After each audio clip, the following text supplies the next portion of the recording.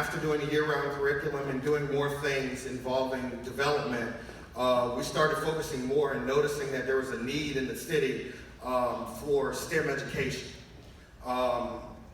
So that's where, okay. All right. So, as you can see in the slide, these are my first 2 gaming centers.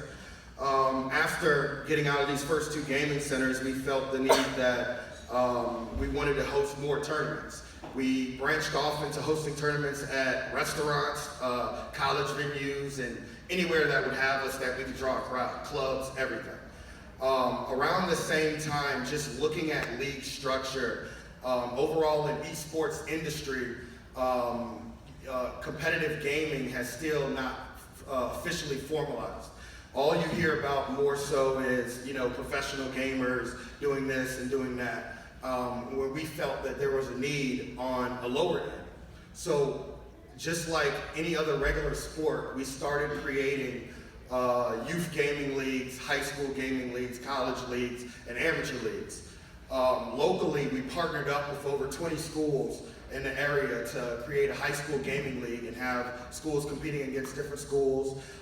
We partnered up with the recreation and gyms throughout Louisiana, park and recreation centers throughout Louisiana, and created these youth leagues that were basically the same concept as AAU football, baseball, basketball. I always say that, we're at a state in the gaming industry that, it's really unorganized. Not one person that's involved in gaming or esports can officially tell you how do you become a professional gamer.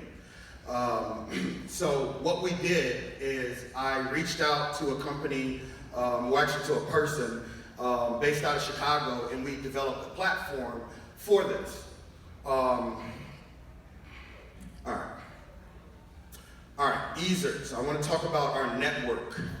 What we did when creating this platform is we created a database to where we have an overall ranking system from grades K through 12 as far as our youth gaming leagues, and amateur leagues is basically everybody. Through this platform, we were able to get an overall ranking system of Louisiana, Mississippi, Atlanta, Texas, and a few other areas. We were able to sign on other, organizations throughout, throughout the country that were looking for the same thing that we were looking for, to host gaming tournaments in their area and be successful at it. So the way we did it was we banded together. We're one of the only organizations that works with other organizations and other promoters and event coordinators to host these competitive tournaments. We took a lot of models that were already in existence, like the PGA Tour, World Series of Poker, and the NCAA tournament. This is how we construct our leagues. So through all of this, we basically moved IGL into more of a nonprofit area to where we were able to generate revenue and generate fundraising through all these different leagues to fuel our program. We've never been sponsored, we never partnered with any companies.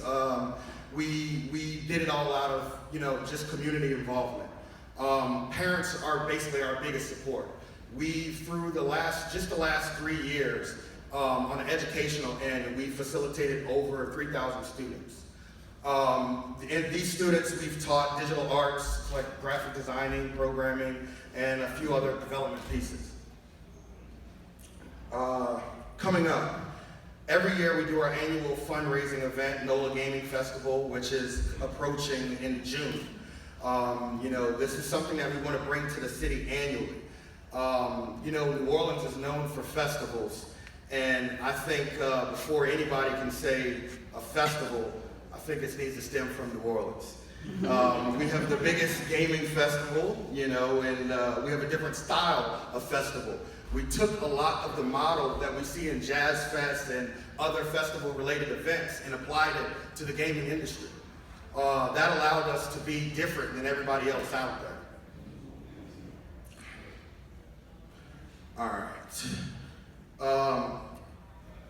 This year, so what's in our future is basically, we just made a big partnership with MomoCon.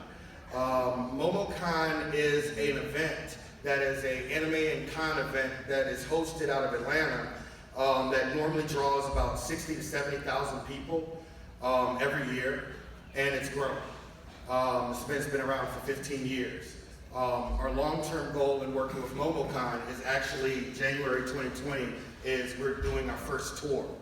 We would do competitive video game tournaments in all the southern regions and all the southern states, and work with YMCA, youth centers, schools, colleges, and other tournament coordinators to draw traffic and host events of various sizes.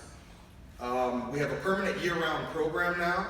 What we do with our digital arts program is, our students here locally are very underfunded. We still have 6th and 7th graders that have never used a computer before that come to us. So we were kind of forced to take a step back.